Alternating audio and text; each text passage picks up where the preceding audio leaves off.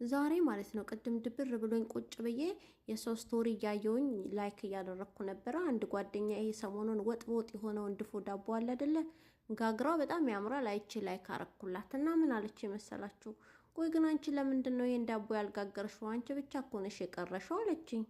እሺ እኔማ ዶሮ ወጥ ስለሌለኝ ነው። እኔ ድሮ ይሄን ዳቦ ማቀው በዶሮ ወጥ ነው፣ ግን በዘይትና በበርበሬ መስራት ይቻላል። በቃ እሺ ልስራ ብዬ ተነስቼ ወደ ኩሽና ስገባ ዱቄት የለኝም ማለት አለኝ፣ ግን ትንሽ ናት ለዳቦ አይበቃም።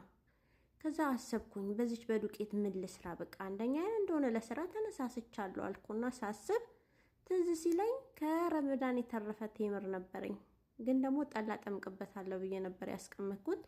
ጠላውን ርስት አድርጌው በቃ ኬክ ሰራሁበት። የቴምር ኬክ ሰርቼ አሁን ቁጭ ብዬ እየበላው ነው። እሺ